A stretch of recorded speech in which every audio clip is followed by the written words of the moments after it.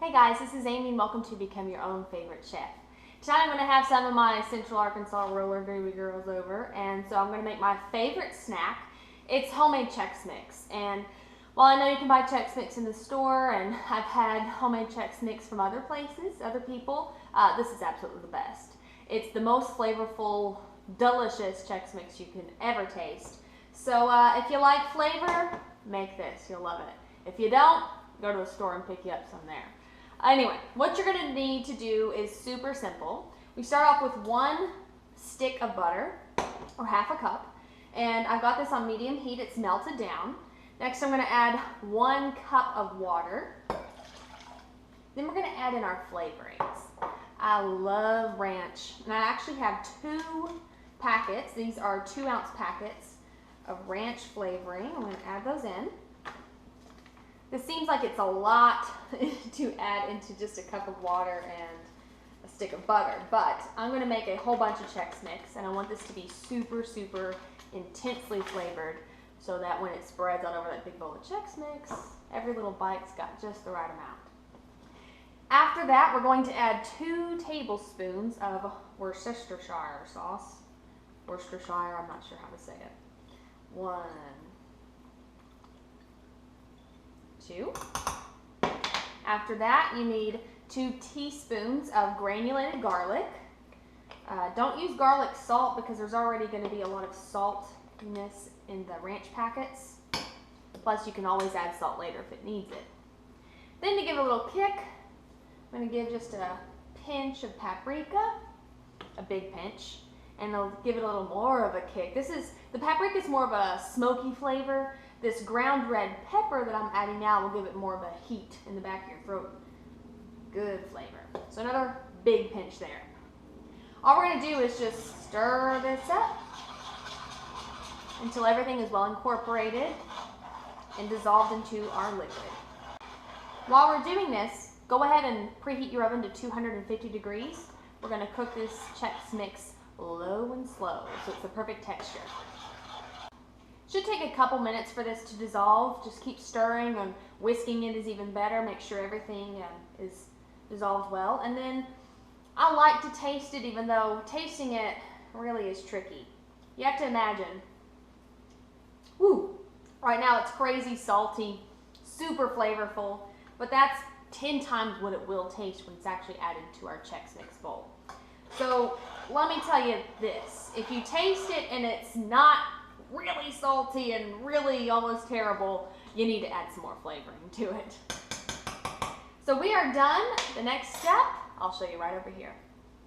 Okay, the next part after our mixture is ready is the fun part. It's where you get to be creative and deciding what ingredients you want in your homemade Chex Mix.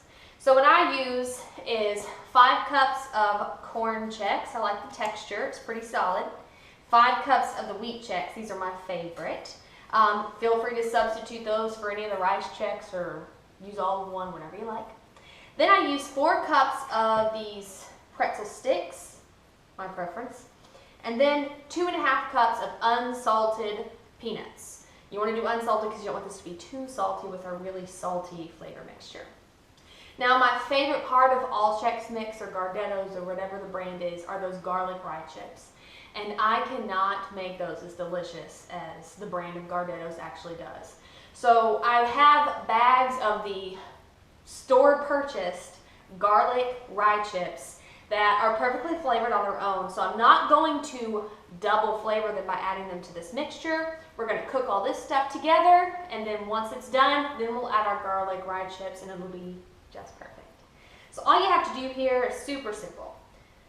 Just drizzle our butter and flavor mixture over all this Chex Mix and give it a good stir.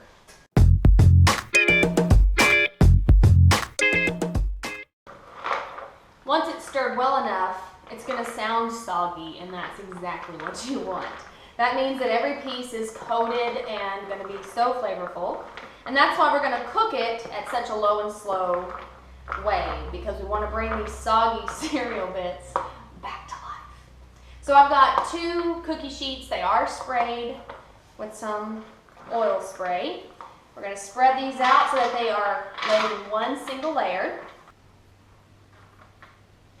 now the hard part is waiting an hour in the 250-degree oven for these babies to get finished. I will, about 30 minutes in, halfway through, come out and just give them all a flip so everything's being evenly cooked. But after that hour's done, we're ready to eat. Alright guys, I'm ready to go, so let me explain the process. I actually cooked my Chex Mix for about an hour and 10 minutes on 250. The way that you know it's done is just take it out after an hour. I pulled a couple of the pieces out, let them cool for a minute, and if they're crunchy and crisp up, they're ready. If they're still a little soft, cook them a few minutes longer. So mine took an hour and 10 minutes, and they're perfectly crisp after they are perfectly dried and cooled. As I mentioned before, the last thing I do is add 2 bags. This is a 4.75 ounce bag of Gardetto's rye chips, my favorite. I really love these, so I add a lot. Let me remind you again, you can change these ingredients up if you like. I used peanuts. Feel free to use pecans or walnuts, anything else you like.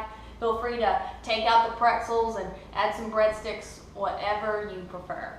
And I know you're going to love how amazing this tastes. I hope you enjoyed as much as I do. And as always, thank you so much for watching.